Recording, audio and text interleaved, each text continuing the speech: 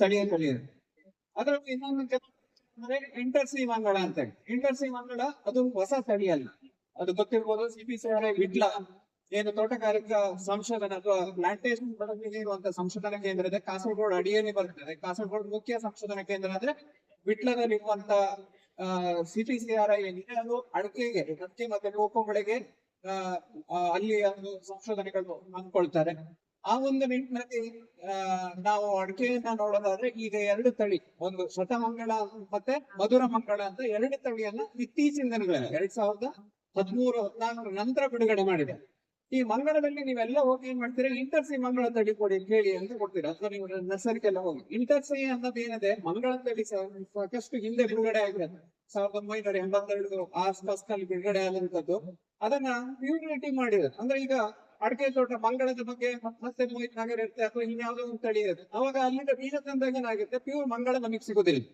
ಅದಕ್ಕೋಸ್ಕರ ಅವ್ರು ಏನ್ ಮಾಡಿದ್ರು ಅಂತಂದ್ರೆ 2006-7 ಆಸ್ಪಾಸ್ನಲ್ಲಿ ಅದನ್ನ ಪ್ಯೂರ್ ಮಾಡಿ ಇಂಟರ್ಸೆ ಅಂದ್ರೆ ಸೆಲ್ಫ್ ಇನ್ವೆಸ್ಟಿಗೇಷನ್ ಮಾಡಿ ಮತ್ತೆ ಅದನ್ನ ಬಿಡುಗಡೆ ಮಾಡಿದ್ರು.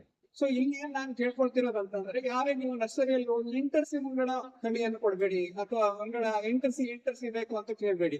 ಮಂಗಳದಲ್ಲಿ ಪ್ಯೂರ್ ಇರುವಂತದ್ದು. ಅದಕ್ಕೆ ನೀವ್ ಏನ್ ಮಾಡ್ಬೇಕು ಅಂತಂದ್ರೆ, ಹಿಂದೆ ಯಾರೋ ಒಂದು ವಿಟ್ಲದಿಂದನೋ ಎಲ್ಲಿಂದ ಒಂದು ಮಂಗಳ ತೋಟ ಮಾಡಿದವರು 20-25 ವರ್ಷದ ಹಳೆ ತೋಟದ ಅಲ್ಲಿ ಅಕ್ಕಪಕ್ಕ ಯಾವ್ದು ಇರದೇ ಇರುವಂತದ್ದು. ಅಂದ್ರೆ ನಿಮ್ಗೆ ಪ್ಯೂರ್ ಬೇಕು ಅಂತಂದ್ರೆ, ಮಂಗಳ ಪ್ಯೂರ್ ಬೇಕು ಅಂತ. ಯಾಕಂದ್ರೆ ಈ ಒಂದು ತಳಿ ಏನಂತಂದ್ರೆ 1 ಕಿಲೋಮೀಟರ್ ದೂರದಲ್ಲಿ ಕೂಡ ಬರುವ ಸಾಧ್ಯತೆ ಇರುತ್ತೆ. ಸೊ ಅಲ್ಲೇ ಯಾರಾದ್ರೂ 1 ಕಿಲೋಮೀಟರ್ ಅಲ್ಲಿ ಮಾಡಿದಂತ ಅಡಿಕೆ ತೋಟ ಇದ್ರೆ ಅಂತಲ್ಲಿ ನೀವು ಬೀಜಗಳನ್ನ ಆರಿಸಿ ಒಳ್ಳೆ ಕಡೆಯಿಂದ ಬೀಜವನ್ನ ತನ್ನಿ. ಯಾಕಂತಂದ್ರೆ ನಾವು ಒಳ್ಳೆ ಬೀಜದ ಗಿಡಗಳನ್ನ ಮಾಡಿದಾಗ ನಮ್ಗೆ ಸಮಸ್ಯೆಗಳು ಮುಂದೆ ಕಡಿಮೆ ಆಗ್ತಾ ಹೋಗ್ತದೆ. ಆ ನಿಟ್ಟಿನಲ್ಲಿ ನಾನು ಹೇಳ್ತಾ ಇರುವಂತದ್ದು ಮಧುರ ಮಂಗಳ ಮತ್ತೆ ಶತಮಂಗಳ ಅಂತ. ಈ ಏನಿದೆ ಮುಂದೋದು ಮಧುರ ಮಂಗಳ ಮತ್ತೆ ಶತಮಂಗಳ ಈ ತಳಿ ಏನಿದೆಯಲ್ಲ, ಇದರಲ್ಲಿ ಇನ್ನೊಂದು ಏನಂತಂದ್ರೆ ಹೆಚ್ಚು ಕಮ್ಮಿ 36 ತಿಂಗಳಿಗೆ ನಿಮ್ಗೆ ಫಸಲು ಬರ್ಲಿಕ್ಕೆ ಶುರು ಆಗುತ್ತೆ. ಅಂದ್ರೆ 3 ವರ್ಷಕ್ಕೆ ಫಸಲು ಬರುತ್ತೆ. ಇನ್ನೊಂದು ಏನ್ ವಿಶೇಷ ಅಂತಂದ್ರೆ, ಇದರಲ್ಲಿ ನೀವು ಕೆಂಪಡಿಕೆ ಕೂಡ ಮಾಡ್ಲಿಕ್ಕೆ ಆಗ್ತದೆ. ಇಲ್ಲಿ ಯಾರು ಕೆಂಪಡಿಕೆ ಮಾಡುದಿಲ್ಲ, ನೀವೆಲ್ಲ ಮಾಡುವಂತದ್ದು ಚಾಲಿ ಅಡಿಕೆ. ಆದ್ರೆ ಇದರಲ್ಲಿ ನೀವು ಕೆಂಪಡಿಕೆ ಕೂಡ ಮಾಡ್ಲಿಕ್ಕೆ ಆಗದೆ. ತೀರ್ಥಹಳ್ಳಿ ಭಾಗದಲ್ಲೆಲ್ಲ ನಿಮ್ಗೆ ಗೊತ್ತಿರ್ಬೋದು, ಕೆಂಪಡಿಕೆ ನಾವು ಮಾಡ್ತೇವೆ ಅಂತ ಒಂದು ಕೆಂಪಡಿಕೆ ಕೂಡ ಈ ಒಂದು ತಳಿಯಲ್ಲಿ ಮಾಡ್ಲಿಕ್ಕೆ ಆಗ್ತದೆ. ಸೊ ಏನು ಅಂತಂದ್ರೆ, ಇಂಥ ಹೊಸ ತಳಿಗಳನ್ನ ನೀವು ಬೆಳೆದಿದ್ದೆ ಆದ್ರೆ ಈ ರೋಗ ಬರುವಂತ ಅದಕ್ಕೆ ಸ್ವಲ್ಪ ಸಹಿಷ್ಣುತೆ ಕ್ಷಮತೆ ಜಾಸ್ತಿ ಇರ್ತದೆ. ಅದನ್ನ ಸಹಿಸ್ಕೊಳ್ಳೋ ಅಂದ್ರೆ ರೋಗ ಬರುವಂತದ್ದು ಎಲೆಚುಕ್ಕೆ ರೋಗ ಅಂತದ್ದು. ಆದ್ರೆ ಈಗ ಈ ತಳಿ ಬೇಕು ಅಂತ ಹೇಳಿ ನೀವು ಇಲ್ಲೇ ಲೋಕಲ್ ಪ್ರೈವೇಟ್ ನರ್ಸರಿ ಅಥವಾ ನಮ್ಮ ತೋಟಗಾರಿಕೆ ಸಂಶೋಧನಾ ಕೇಂದ್ರ ಬ್ರಹ್ಮಾವರಕ್ಕೂ ಕೂಡ ಸಿಗೋದಿಲ್ಲ. ಯಾಕೆ ಅಂತಂದ್ರೆ ಈ ತಳಿಗಳು ಇತ್ತೀಚೆಗೆ ಬಿಡುಗಡೆ ಆದ್ರಿಂದ ಅವ್ರ ಹತ್ರನೇ ಮದರ್ ಫ್ರೆಂಡ್ಸ್ ಇರುವಂತದ್ದು, ಇಲ್ಲಿ ವಿಟ್ಲದಲ್ಲಿ ಇರುವಂತದ್ದು. ನೀವೇನ್ ಮಾಡ್ಬೇಕಾದ್ರೆ ಒಂದು ಅರ್ಜಿ ಹಾಕ್ಬೇಕಾಗುತ್ತೆ, ಅಲ್ಲಿಗೆ ಒಂದು ಅರ್ಜಿ ಹಾಕ್ಬೇಕಾದ್ರೆ ಈ ಸಮಯದಲ್ಲಿ ಆದ್ರೆ ನಿಮ್ಗೆ ಬೀಜಗಳನ್ನ ಕೊಡ್ತಾರೆ, ಅಡಿಕೆಕಾಯಿಯ ಬೀಜಗಳನ್ನ ಕೊಡ್ತಾರೆ. ಮಳೆಗಾಲದಲ್ಲಿ ನಿಮ್ಗೆ ಸಸಿ ಗಿಡಗಳನ್ನ ಕೊಡ್ತಾರೆ. ಆದ್ರೆ ನಿಮ್ಗೆ ಬೇಕಾದಷ್ಟು ಬೀಜಗಳು ಅಥವಾ ಸಸಿ ಗಿಡಗಳು ಸಿಗುವ ಸಾಧ್ಯತೆ ಇರಲ್ಲ. ಯಾಕಂತಂದ್ರೆ ಎಲ್ಲ ಅರ್ಜಿಗಳನ್ನ ಪರಿಗಣಿಸಿ ಎಷ್ಟು ಅವರ ಹತ್ರ ಉತ್ಪನ್ನ ಆಗಿರುತ್ತೋ ಅದನ್ನ ಎಲ್ಲರಿಗೂ ಕೊಡುವ ನಿಟ್ಟಿನಲ್ಲಿ ಮಾಡ್ತಾರೆ. ಸೊ ಎಷ್ಟಾದ್ರೂ ಪರವಾಗಿಲ್ಲ ಒಂದು 500, 200, 300 ಗಿಡಗಳು ಹೊಸ ಗಿಡಗಳು ಸಿಕ್ಕಿದ್ರೆ, ನಾನು ಈಗಲೂ ಮತ್ತೊಮ್ಮೆ ಹೇಳ್ತಾ ಇದ್ದೀನಿ, ಯಾವ್ದು ಪ್ರೈವೇಟ್ ನರ್ಸರಿಯಲ್ಲಿ ಹೋಗಿ ಇದೊಂದು ಹೇಳಿದ್ರು ಮಧುರ ಮಂಗಳ ಅಥವಾ ಶತಮಂಗಳ ಕೊಡಿ ಅಂತ ದಯವಿಟ್ಟು ಕೇಳ್ಬಿಡಿ. ಆ ಒಂದು ಸಂಶೋಧನಾ ಕೇಂದ್ರದಲ್ಲೇ ನೀವು ಆ ಗಿಡಗಳನ್ನ ತನ್ನಿ. ನೆಕ್ಸ್ಟ್, ಸೊ ನಾವು ಯಾವಾಗ್ಲೂ ಹೇಳ್ತಾ ಇದ್ದೀವಿ ಅಡಿಕೆ ತೋಟ ಮಾಡುವಾಗ ಎಷ್ಟು ನೆಕ್ಸ್ಟ್ ಓಕೆ, ಈ ಒಂದು ಪ್ರಾಂತ್ಯ ನಿಮ್ಗೆ ನೋಡಿದಾಗ ಗೊತ್ತಾಗ್ತದೆ. ಇಲ್ಲಿ ಕ್ಲೀನ್ ಆಗಿ ತೋರಿಸಿದೀವಿ. ಇದು ಎಲ್ಲ ಒಂದು ಭಾಗದಲ್ಲಿ ಅಡಿಕೆ ತೋಟ ಮಾಡುವಾಗ ನಾವು ನೋಡ್ತೀವಿ ಏನಂತಂದ್ರೆ, ಸಮತಟ್ಟು ಮಾಡುವಂತ ಒಂದು ಕಲ್ಪನೆ ಎಲ್ಲರಿಗೂ ಇರ್ತದೆ. ಇದನ್ನ ಯಾಕೆ ಮಾಡಬಾರ್ದು ಅನ್ನೋದನ್ನ ನಾನು ಹೇಳಿದಾದ್ರೆ, ನಾವ್ ಯಾವಾಗ್ಲೂ ಹೇಳ್ತೀವಿ ಮೇಲ್ಮಣ್ಣು ಅಂತ ಇದೀವಲ್ಲ, ಮೇಲ್ಮಣ್ಣು ಹೆಚ್ಚು ಪೋಷಕಾಂಶ ಭರಿತವಾದ ಮಣ್ಣು. ಅದನ್ನ ಏನ್ ಮಾಡ್ತೀವಿ ನಾವು, ಅದನ್ನ ಆಲ್ಮೋಸ್ಟ್ 7-8 ಅಡಿ ಮಣ್ಣನ್ನ ತೆಗೆದ್ಬಿಟ್ಟು ಎಲ್ಲಿ ತಗ್ಗಿರುತ್ತೋ ಅಲ್ಲಿ ತುಂಬಿಸ್ತೀವಿ. ಆ ಭಾಗದಲ್ಲಿ ಏನಿರುತ್ತೆ ಅಲ್ಲಿ ಅಡಿ ಭಾಗದಲ್ಲಿ ಆ ಪೋಷಕಾಂಶ ನಾವು ಹಾಳು ಮಾಡ್ತೇವೆ. ಸೊ ಇದನ್ನ ದಯವಿಟ್ಟು ಮಾಡ್ಲಿಕ್ಕೆ ಹೋಗ್ಬೇಡಿ. ನಿಮ್ಮ ಜಾಗ ಯಾವ ರೀತಿ ಇರುತ್ತೋ ಆ ರೀತಿನೇ ನೆಡ್ಲಿಕ್ಕೆ ಹೋಗಿ. ಇದನ್ನ ಈಗ ಮಾಡುವಂತ ಅಂದ್ರೆ ಈಗಾಗಲೇ ತೋಟ ಮಾಡಿದವ್ರಿಗೆ ಆಗಲ್ಲ, ಮುಂದೆ ತೋಟ ಮಾಡ್ಬೇಕು ಅಂತ ದಯವಿಟ್ಟು ಈ ತರ ಒಂದು ಅನುಸರಿಸುವಂಥದ್ದು ಒಳ್ಳೇದು. ಯಾಕಂತಂದ್ರೆ ಈ ವರ್ಷ ಕೂಡ ನಾವು ಹೆಚ್ಚು ಅಡಿಕೆ ಸಸಿಗಳನ್ನ ಮಾಡ್ತಾ ಇದ್ದೇವೆ. ನಾವು ಈ ವರ್ಷ ನಾವು ಅನ್ಕೊಂಡಿರ್ಬೋದು ಇಷ್ಟೆಲ್ಲ ರೋಗ ಬರ್ತಾ ಇದೆ, ಅಡಿಕೆ ತೋಟ ನಾವು ಮಾಡದೆ ನಿಲ್ಸಿರ್ಬೋದು ಅಂತ ನಾವು ಅನ್ಕೊಂಡಿರ್ಬೋದು. ಖಂಡಿತ ಇಲ್ಲ.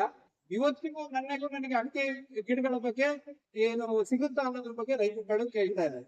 ಆದ್ರೆ ಮಾಹಿತಿ ಯಾರಿಗೂ ಬೇಡ, ನೆಡುವಂತ ಕ್ರಮ ಯಾರಿಗೂ ಬೇಡ. ಅಡಿಕೆ ಸಸಿ ಉಂಟಾ, ಅಷ್ಟೇ ಸಾಕು, ಯಾವ ಸಸಿ ಅಂತಾನು ಕೇಳೋದಿಲ್ಲ. ಅಷ್ಟು ಅವೈಜ್ಞಾನಿಕವಾಗಿ ಅವ್ರು ಮುಂದುವರೆದ್ರೆ ಸಮಸ್ಯೆಗಳು ಹೆಚ್ಚಾಗುವಂತ ಸಾಧ್ಯತೆ ಹೆಚ್ಚಿರುತ್ತೆ. ಸೊ ಈ ನಿಟ್ಟಿನಲ್ಲಿ ಒಂದು, ನೀವು ಸಮತಟ್ಟ ಮಾಡ್ಲಿಕ್ಕೆ ಹೋಗ್ಬೇಡಿ. ಇನ್ನೊಂದು ನೋಡಿ, ಇನ್ನೊಂದೇನಂತ ಅಂದ್ರೆ, ನಾವು ಈ ಕಣಿಗಳನ್ನ ತಪ್ಪು ಗುಂಡಿಯಲ್ಲಿ ಅಡಿಕೆ ಗಿಡಗಳನ್ನ ನೆಡ್ತಾ ಇದ್ವಿ. ಇದು ಈ ಕಾರ್ಕಳ ಭಾಗ ಆಗಿರ್ಬೋದು, ಅಥವಾ ಎಲ್ಲಿ ಈ ಉಡುಪಿ ಮತ್ತೆ ದಕ್ಷಿಣ ಕನ್ನಡದಲ್ಲಿ ಹೆಚ್ಚು ಅಡಿಕೆ ನೆಡುವಂತ ಭಾಗದಲ್ಲಿ ಇದೊಂದೊಂದು ಸಂಪ್ರದಾಯವಾಗಿ ಮಾಡ್ತಾ ಇದ್ದಾರೆ. ಏನು ಅಂತ ಅಂದ್ರೆ, 2 ಅಡಿ 3 ಅಡಿ ಕಣಿಗಳಲ್ಲಿ ಅಡಿಕೆ ಗಿಡಗಳನ್ನ ನೆಡುವಂಥದ್ದು. ಏನಾಗ್ತಿದೆ, ಸೊ ಈ ತರ ಇದು ಕೂಡ ಕಾರ್ಕಳ ಭಾಗದಲ್ಲಿ ನೀವು ನೋಡಿರ್ಬೋದು ಯಾವ ರೀತಿ ನೀರನ್ನ ನಿಲ್ಲಿಸಿದ್ದಾರೆ. ಅದ್ರ ಮೇಲೆ ಅಡಿಕೆಗೆ ಹೆಚ್ಚು ಬಿಸಿಲನ್ನ ಬೇಕು ಅಂತ ಇವ್ರೇನ್ ಮಾಡಿದ್ದಾರೆ, ಬಿಸಿಲಾಗ್ತಿದೆ ಅಂತ ಹೇಳಿ ಆ ಅಡಿಕೆ ಮೇಲೆ ಅಥವಾ ಕಿಡಿಗಳ ಮೇಲೆ ಆ ಚಪ್ರ ತರ ಮಾಡಿದ್ದಾರೆ. ಇದು ತುಂಬಾ ಅವೈಜ್ಞಾನಿಕವಾಗಿ ಮಾಡಿದಂತ ತೋಟ. ನೆಕ್ಸ್ಟ್ ನೋಡಿ, ಸೊ ಈ ತರ ಮಾಡಿದಾಗ ನೆಕ್ಸ್ಟ್, ಸೊ ನೀವಿಗೆ ಕಾಣುವಂಥದ್ದು ಒಂದು ಅಂತ ಅಂದ್ರೆ ಸುಳಿ ಕೊಳೆ ರೋಗ. ಯಾವಾಗ ಇದು ನಿಮಗೆ ಬೇಸಿಗೆಯಲ್ಲಿ ಈ ಸಮಸ್ಯೆಯನ್ನು ಕಾಣಲ್ಲ. ಬೇಸಿಗೆಯಲ್ಲಿ ಅದಕ್ಕೆ ನೀರೆಲ್ಲ ಉಳಿಸ್ಕೊಟ್ಟಾಗ ಆಗ್ತದೆ, ಯಾಕಂದ್ರೆ ಕಣಿಲಿ ಇರ್ತದೆ, ನೀರ್ ಕಡಿಮೆ ಸಾಕಾಗ್ತದೆ. ಆದ್ರೆ ಮಳೆಗಾಲದಲ್ಲಿ ಈ ವರ್ಷ ಮಳೆ ಆಗುವಂಥದ್ದು ಹೆಚ್ಚು ಕಮ್ಮಿ 5,000 mm ಅಷ್ಟು ಮಳೆ. ಅಷ್ಟು ಮಳೆಯಲ್ಲಿ ನೀವೆಂತ ಗುಡ್ಡೆ ಜಾಗ ಇರ್ಬೋದು ಅಥವಾ ತಗ್ಗು ಜಾಗ ಇರಬಹುದು, ಎರಡು ಒಂದು ಸನ್ನಿವೇಶದಲ್ಲಿ ನಾವು ಅಡಿಕೆ ತೋಟವನ್ನ ನೋಡ್ಲಿಕ್ಕೆ ಆಗ್ತದೆ. ಒಂದು ಗುಡ್ಡೆ ಜಾಗ, ಇನ್ನೊಂದು ಭತ್ತ ಬೈಲಿರುವಂತ ಜಾಗ. ಸೊ 2 ಸನ್ನಿವೇಶದಲ್ಲಿ ಏನಾಗುತ್ತೆ, ಈ ತರ ಸುಳಿ ಕೊಟ್ಟು ಹೋಗ ಬಂದು ಅಡಿಕೆ ಗಿಡಗಳು ಸಾಯುವಂತ ಸನ್ನಿವೇಶ ನಿರ್ಮಾಣ ಆಗ್ತದೆ. ಯಾಕಂತ ಅಂದ್ರೆ ಬೇರೆ ನೀವ್ ಹೇಳ್ಬೋದು, ನಾನ್ ಸಾಕಷ್ಟು ಜನಕ್ಕೆ ಈ ತರ ಆದಾಗ ನೀರ್ ಏನಾಗುತ್ತೆ, ಇಲ್ಲ ನೀರೇನು ಇಲ್ಲ ಅಂತಾರೆ, ಅದ್ರ ಮೇಲ್ಗಡೆ ನೀರ್ ಕಾಣೋದಿಲ್ಲ. ಏನಾಗ್ತದೆ, ಅಡಿಭಾಗದಲ್ಲಿ ಹೋದಾಗ ನೀರ್ಗಳು ಹೆಚ್ಚಾಗ್ತದೆ, ಬೇರ್ಗಳು ಉಸಿರಾಟಕ್ಕೆ ತೊಂದರೆ ಆಗ್ತದೆ. ಯಾವಾಗ ಅಡಿಕೆ ಬೇರಿಗೆ ಉಸಿರಾಟಕ್ಕೆ ತೊಂದರೆ ಆಗ್ತದೋ ಅದರಲ್ಲಿ ಪೋಷಕಾಂಶಗಳನ್ನ ಹೀರಿಕೊಳ್ಳೋದಾಗಿರ್ಬೋದು, ಅದ್ಯಾವ ಕೆಲಸಗಳು ಆಗೋದಿಲ್ಲ. ಅವಾಗ ಏನಾಗುತ್ತೆ, ಅದಕ್ಕೆ ಗಿಡಕ್ಕೆ ಸಹಿಸಿಕೊಳ್ಳುವಂತ ಶಕ್ತಿ ಕಮ್ಮಿ ಆಗುತ್ತೆ, ರೋಗ ಅಟ್ಯಾಕ್ ಆಗ್ತದೆ. ಸೊ ಅದಕ್ಕೋಸ್ಕರ ನಾವ್ ಯಾವಾಗ್ಲೂ ಅಷ್ಟೇ, ನಾವು ಗಿಡದ ಆಕಾರವನ್ನು ನೋಡಿದಾಗ ಗಿಡ ಚೆನ್ನಾಗಿದೆ ಅಂತ ನೋಡ್ಬೇಕು ಅಂತಂದ್ರೆ, ಅಥವಾ ಗಿಡ ಚಂದ ಬಂದಿದೆ ಅಂತ ನೋಡ್ಬೇಕಾದ್ರೆ ಅದ್ರ ಬೇರೆ ಎಷ್ಟು ಚೆನ್ನಾಗಿ ಕೆಲಸ ಮಾಡ್ತಾ ಇದೆ, ಅದ್ರ ಬೇರೆ ಎಷ್ಟು ಆರೋಗ್ಯವಾಗಿದೆ ಅನ್ನೋದು ಬಹಳ ಮುಖ್ಯ ಆಗ್ತಾ ಇದೆ. ಹಿಂದೆ ಒಂದು ಚಿತ್ರದಲ್ಲಿ ಅವರು ಟ್ರೈಕೋಡರ್ಮ ಹಾಕಿದಂತ ಗಿಡವನ್ನ ತೋರಿಸ್ತಾ ಇದೆ, ಅದ್ರಲ್ಲಿ ಎಷ್ಟು ಚೆನ್ನಾಗಿ ಬೇರ್ ಬೆಳೆದಿದೆ, ಅಷ್ಟೇ ಚೆನ್ನಾಗಿ ಒಂದು ರೋಗ ನಿರ್ವಹಣೆ ಶಕ್ತಿ ಅಥವಾ ರೋಗ ಸಹಿಸಿಕೊಳ್ಳುವಂತ ಶಕ್ತಿ ಹೆಚ್ಚಿರ್ತದೆ. ಸೊ ಅದಕ್ಕೋಸ್ಕರ ನಾವ್ ಯಾವಾಗಲೂ ಅಷ್ಟೇ ಬೇರಿನ ಆರೋಗ್ಯದ ಬಗ್ಗೆ ಹೆಚ್ಚು ಗಮನವನ್ನ ಕೊಡಬೇಕು. ಪೋಷಕಾಂಶ ಯಾವ್ದು ಗಿಡಗಳಿಗೆ ಹೆಚ್ಚು ಚೆನ್ನಾಗಿ ತಗೊಳುತ್ತೋ ಅದು ರೋಗವನ್ನ ಸಹಿಸಿಕೊಳ್ಳುವಂತ ಕ್ಷಮತೆ ಕೂಡ ಹೆಚ್ಚಿರ್ತದೆ. ಸೊ ಆ ಒಂದು ನಿಟ್ಟಿನಲ್ಲಿ ಈ ರೀತಿ ಆಳದಲ್ಲಿ ಗಿಡವನ್ನ ನೆಡುವಂತ ಕ್ರಮವನ್ನ ನೀವು ನಿಲ್ಸಿದ್ರೆ ಒಳ್ಳೇದು. ನಾವು ಗಿಡ ನೆಡ್ಬೇಕಾ, ಈಗ ಏನ್ ಮಾಡ್ಬೋದು, 1.5 ಅಥವಾ 1.5 ಅಡಿ ಗುಂಡಿಯನ್ನ ತೆಗೆಯುವಂಥದ್ದು. ನಾನೊಂದು ಕಣಿ ಮಾಡಿ ಅಡಿಕೆ ತೋಟವನ್ನು ಮಾಡುವಂತ ಅಥವಾ ತೋಟ ಅಂತ ನೀವೇನ್ ಹೇಳ್ತೀರಲ್ಲ, ತೋಡಲ್ಲಿ ನೆಡುವಂಥದ್ದು ಈಗಾಗಲೇ ಹೇಳ್ತೀನಿ, ಅದನ್ನ ನಾನು ಸಂಪೂರ್ಣವಾಗಿ ಒಪ್ಪೋದಿಲ್ಲ. ಇಂಡಿವಿಜುವಲ್ ಗುಂಡಿ, ಒಂದೊಂದು ಗಿಡಗಳಿಗೆ ಒಂದೊಂದು ಗುಂಡಿಯನ್ನ ಮಾಡುವಂಥದ್ದು, 1-1.5 ಅಡಿ ಆಳದ ಗುಂಡಿಯನ್ನ ಮಾಡಿ ಅದಕ್ಕೆ ಮಣ್ಣು ಗೊಬ್ಬರವನ್ನ ತುಂಬಿಸಿ, ಆದಷ್ಟು ಹಳೆ ಗೊಬ್ಬರವನ್ನ ತುಂಬಿಸಿ ನೆಡುವಂತ ಸಮಯದಲ್ಲಿ ಹಸಿ ಸೊಪ್ಪು ಯಾವುದನ್ನ ಹಾಕ್ಲಿಕ್ಕೆ ಹೋಗ್ಬೇಡಿ. ಹಸಿ ಸೊಪ್ಪು ಎಲ್ಲ ಹಾಕಿದಾಗ ಕೊಳೆ ಬರುವಂತ ಸಾಧ್ಯತೆ ಹೆಚ್ಚಿರುತ್ತೆ. ಹಳೆ ಆದಂತ ಗೊಬ್ಬರವನ್ನ ಹಾಕಿ ತುಂಬಿಸಿ, ನಂತರದಲ್ಲಿ ಒಂದು 10 ಅಡಿ, ಅದಕ್ಕಿಂತ ಜಾಸ್ತಿ ಬೇಡ. ನೀವು ಮಳೆಗಾಲದಲ್ಲಿ ನೆಡುವುದಾದ್ರೆ ಆದಷ್ಟು ಅದರಿಂದ 1/2 ಅಡಿ ನೆಟ್ಟಿದ್ರು ಕೂಡ ಅದರಲ್ಲಿ ನೀರ್ ನಿಲ್ಲುವಂತದನ್ನ ಕಣಿಗೆ ಹೋಗುವಂತೆ ಮಾಡಿ, ಆ ರೀತಿಯಲ್ಲಿ ಗಿಡ ನೆಡುವಂಥದ್ದು ಒಳ್ಳೇದು. ನೆಕ್ಸ್ಟ್, ಸೊ ಇದೆ ಯಾವ ತೋಟದಲ್ಲಿ, ಇದು ನಾನು ಹಳೆ ಚಿತ್ರದಲ್ಲಿ ನಾನು ತೋರಿಸ್ತಿದ್ದೆ 1 ವರ್ಷಕ್ಕಾದಂತ ಸಮಸ್ಯೆ, ಆದ್ರೆ ಇದು ಹಳೆಯದು, ಆಲ್ಮೋಸ್ಟ್ 3-4 ವರ್ಷ. ಇದೆಲ್ಲ ಇಲ್ಲ ಕಾರ್ಕಳ ಭಾಗದಲ್ಲಿ ನಾವು ತೆಗೆದಂಥದ್ದು. ಈ ಬುಡ ಕೊಳೆ ರೋಗ ಕೂಡ ಹೆಚ್ಚಾಗಿರುವಂಥದ್ದು. ಅದಕ್ಕೆ ಇನ್ನೊಂದೇನಂತ ಅಂದ್ರೆ, ಇತ್ತೀಚಿನ ದಿನಗಳಲ್ಲಿ ನಾವು ನೋಡ್ತಾ ಇದೀವಿ ಏನಂತ ಅಂದ್ರೆ, ಈ ಕಣಿ ಮಾಡಿರ್ತೀರಲ್ಲ ಅದಕ್ಕೆ ಅಂಟೆ ಸಿಪ್ಪೆ ತುಂಬೋದು. ಆತರ ಹೆಚ್ಚು ಏನು ನಿಮ್ಮಲ್ಲಿ ಇರುವಂತ ಸಾವಯವ ವಸ್ತುಗಳು ಏನ್ ಸಿಗ್ತದೋ ಅದೆಲ್ಲ ಗುಂಡಿಗೆ ತುಂಬ್ಲಿಕ್ಕೆ ಹೋಗ್ತೀರಾ. ಮಳೆಗಾಲದಲ್ಲಿ ಏನಾಗುತ್ತೆ, ಅದು ನೀರ್ ನಿಂತ್ಕೊಳ್ಳೋ ಕ್ಷಮತೆ ಹೆಚ್ಚಾಗ್ತದೆ, ನೀರ ಬಿಟ್ಕೊಡಲ್ಲ. ಮಳೆಗಾಲದಲ್ಲಿ ನಾವ್ ಏನ್ ಯೋಚಿಸ್ಬೇಕು ಅಂದ್ರೆ, ನಮ್ಮ ಒಂದು ಅಡಿಕೆ ಮರದ ಬುಡದಿಂದ ಎಷ್ಟು ನೀರನ್ನ ನಾವು ಹೊರಗಡೆ ಹಾಕ್ತೀವಿ ಅದ್ರ ಬಗ್ಗೆ ಹೆಚ್ಚು ಗಮನವನ್ನು ಕೊಡ್ಬೇಕು. ಅದನ್ನ ನೀರನ್ನ ಸಂರಕ್ಷಿಸುವಂತದ್ದನ್ನ ಆದ್ರೆ ಬೇಸಿಗೆಯಲ್ಲಿ ಮಾಡಿ, ಬೇಸಿಗೆಯಲ್ಲಿ ನೀವು ಸಿಪ್ಪೆ ಎಲ್ಲ ಹಾಕಿ, ಆದ್ರೆ ಅದೇ ಸಿಪ್ಪೆ ಮಳೆಗಾಲದಲ್ಲಿ ಇದ್ರೆ ಅದಕ್ಕೆ ನಮ್ಗೆ ತೊಂದರೆಯನ್ನ ಕೊಡ್ತದೆ, ಅದು ನಮ್ಗೆ ಗಿಡಗಳಿಗೆ ಸಾಕಷ್ಟು ತೊಂದರೆಯನ್ನ ಕೊಡ್ತದೆ. ಸೊ ಆ ನಿಟ್ಟಿನಲ್ಲಿ ಇಂಥ ಒಂದು ಜಾಗದಲ್ಲಿ ನಾವು ಅತಿ ಹೆಚ್ಚು ಏನು ಬುಡ ಕೊಳೆ ರೋಗ ಬಂದು ಗಿಡ ಸತ್ತು, ಇದು ಕೊನೆವರೆಗೂ ಗೊತ್ತಾಗಲ್ಲ, ಗಿಡ ಹಸಿರಾಗೇ ಇರ್ತದೆ, ನೀವು ತಕ್ಷಣ ಹೋಗಿ ತೂಕಿದ್ರೆ ಸಾಕು ಅಲ್ಲೇ ಗಿಡ ಮಲಚಿ ಬೀಳುವಂತದ್ದು. ಸೊ ಇದು ದೊಡ್ಡ ಸಮಸ್ಯೆಗಾಗಿ ಪರಿಹರಿಸಕ್ಕೆ ನಾವು ಮಾಡ್ತಾ ಇರುವಂತ ಕೆಲವೊಂದು ತಪ್ಪುಗಳೇ ಕಾರಣ. ಇದನ್ನ ಸರಿಪಡಿಸ್ಕೊಳ್ಳಿ ಅಂತ ಹೇಳ್ತಿದ್ದೀನಿ. ಸೊ ಆದಷ್ಟು ಬಸಿಗಾಲುವೆಗಳನ್ನ ಕೊಡ್ಬೇಕು. ತೋಟಕ್ಕೆ ಯಾವಾಗ್ಲೂ ಕೂಡ ಹೇಳ್ತಾ ಇದ್ದೆ, ಯಾವುದೇ ರೋಗ ಬರಬಾರ್ದು ಅಂತಂದ್ರೆ ಅತಿ ಮುಖ್ಯವಾಗಿ ಬಸಿಗಾಲುಗಳ ಅವಶ್ಯಕ ಬಹಳ ಮುಖ್ಯ ಅಂತ. ನಾವು ನೋಡ್ತಾ ಇರ್ತೀವಿ, ಸಾಕಷ್ಟು ತೋಟಕ್ಕೆ ಹೋದಾಗ್ಲೂ ಕೂಡ ಬಸಿಗಾಲುವೆ ಇರೋದಿಲ್ಲ. ಯಾವ್ದು ನಾನು ನೋಡಿದಷ್ಟು ನಾವು ಈ ಮಳೆಗಾಲದಲ್ಲಿ ಈ ಕಾರ್ಕಳ ಸುತ್ತಮುತ್ತ ಸಾಕಷ್ಟು ತೋಟಗಳಿಗೆ ಹೋಗಿದ್ವಿ. ಅಲ್ಲಿ ಯಾವುದೇ ತೋಟದಲ್ಲೂ ನಾನು ಒಳ್ಳೆ ಬಸಿಗಾಲುವೆಯನ್ನ ನೋಡ್ಲಿಲ್ಲ. ಒಳ್ಳೆ ಬಸಿಗಾಲುವೆಗಳಂದ್ರೆ ಯಾವ ನೆಕ್ಸ್ಟ್. ಸೊ ಈಗ ಒಂದು ತೋಟ, ಇದು ಕೂಡ ಇಲ್ಲೇ ಕಾರ್ಕಳ ಭಾಗದಲ್ಲಿ ಹೆಚ್ಚು ರೈತರ ಪರಿಚಯ ಇದೆ, ಅವರ ತೋಟದಲ್ಲೇ ಮಾಡಿದಂಥದ್ದು. ಇಲ್ಲಿ ನೋಡಿರ್ಬೋದು ಯಾವ ರೀತಿಯಾಗಿ ಪ್ರತಿಯೊಂದು ಗಿಡಕ್ಕೂ ಕೂಡ ಬಸಿಗಾಲುವೆಗಳನ್ನ ಕೊಟ್ಟು ಅದನ್ನ ಹೆಗ್ಗಪ್ಪು ಅಂತ ಹೇಳ್ತೀವಿ. ಅಂದ್ರೆ ಆ ತೋಡಿಯಿಂದ ಇನ್ನೊಂದು ದೊಡ್ಡ ತೋಡಿ ಕೊಟ್ಟು ನೀರನ್ನ ಸಂಪೂರ್ಣವಾಗಿ ಹೊರಗಡೆ ಹಾಕುವಂತ ಕೆಲಸವನ್ನ ಮಾಡಿದ್ದಾರೆ. ಸೊ ಇಲ್ಲಿ ನೋಡ್ಬೋದು, ಈ ತೋಟವನ್ನು ನೋಡಿದಾಗ ನೀವು ಎಲ್ಲೇ ಆ ಕೊಳೆ ಅಥವಾ ಎಲೆ ಅರಿಶಿನ ಇಲ್ಲ ಅಂತಂದ್ರೆ ನಿಮ್ಗೆ ಏನಾಗುತ್ತೆ, ತೋಟದಲ್ಲಿ ರೋಗನೇ ಬರ್ಬೇಕು ಅಂತ ಇಲ್ಲ. ಸ್ವಲ್ಪ ನೀರು ಜಾಸ್ತಿ ಆದ ತಕ್ಷಣ ಎಲೆಗಳೆಲ್ಲ ಹಳದಿ ಆಗಿ ಶುರು ಆಗುತ್ತೆ. ಈ ಚಿತ್ರದಲ್ಲಿ ನೋಡ್ಬೋದು ಯಾವುದೇ ಆ ತರದ ಲಕ್ಷಣಗಳು ಕಾಣ್ತಾ ಇಲ್ಲ. ಸೊ ಇದನ್ನ ನಿಮಗೆ ಮನವರಿಕೆ ಮಾಡ್ಸೋಕೋಸ್ಕರ ಒಂದು ತಪ್ಪೇನಿದೆ, ಆಳವಾಗಿ ನಾಟಿ ಮಾಡುವಂಥದ್ದು. ಇದು 10-12 ವರ್ಷದಿಂದ ನನ್ನ ಒಂದು ಈ ರೈತರ ಒಂದು ಯಾವುದೇ ಕಾರ್ಯಕ್ರಮದಲ್ಲಿ ಹೆಚ್ಚು ನಾನು ಒತ್ತು ಕೊಟ್ಟು ಈ ವಿಚಾರವಾಗಿ ಹೇಳ್ತಾ ಬರ್ತಾ ಇದ್ದೇನೆ. ನೆಕ್ಸ್ಟ್. ಸೊ ಇದು ಏನು ಚಿತ್ರ ತೋರಿಸ್ತಾ ಇದೆ ಅಂತಂದ್ರೆ, ಮಳೆಗಾಲಕ್ಕಿಂತ ಮುಂಚಿತವಾಗಿ ನಮ್ಮ ತೋಟ ಹೀಗೆ ಇದೆ. ಮಳೆಗಾಲಕ್ಕಿಂತ ಮುಂಚಿತವಾಗಿ ಇದನ್ನ ನಾವು ಸರಿಪಡಿಸ್ಕೊಳ್ಬೇಕು. ಇದನ್ನ ಯಾರೋ ಮಾಡಿದ್ ನಾನು ನೋಡಿಲ್ಲ, ಇಲ್ಲಿ ಯಾವ ಭಾಗದಲ್ಲಿ ಇದನ್ನು ನೋಡಿಲ್ಲ. ಏನು ಅಂತಂದ್ರೆ, ಅಲ್ಲಿ ಗಿಡ ಕಂಟುಗಳು ಬೆಳೆದಿರ್ತವೆ, ನೀರು ಸರಳವಾಗಿ ಹೋಗ್ಲಿಕ್ಕೆ ಅವಕಾಶವನ್ನು ನಾವು ಮಾಡಿ ಕೊಟ್ಟಿದ್ದೇವೆ. ಇಷ್ಟು ನಾವು ಕ್ಲೀನ್ ಆಗಿ ಕಂಪೇರ್ಸ್ತೀವಿ. ನಾವು ಮಲೆನಾಡ್ ಕಡೆ ಪಿತ್ತಳಿ ಬಾಗ್ತವ್ರು ಕಂಪೇರ್ಸ್ ಇದು ಯಾವಾಗ ಶುರು ಮಾಡ್ತೀವಿ ಅಂತಂದ್ರೆ, ಮಳೆಗಾಲ ಅಂದ್ರೆ ಶುರುವಾಗುವಂತ ಹಂತದಲ್ಲಿ ಮೊದಲನೇ ಮಾಡೋ ಕೆಲಸ ಏನು ಅಂತ ಅಂದ್ರೆ ಕಪ್ಪು ಹರಿಸುವಂತ ಕೆಲಸ ಅಥವಾ ಸರಬರಾಜು ನೀರನ್ನ ಹೊರಗಡೆ ಹೋಗ್ಲಿಕ್ಕೆ ಮಾಡುವಂತ ಕೆಲಸ.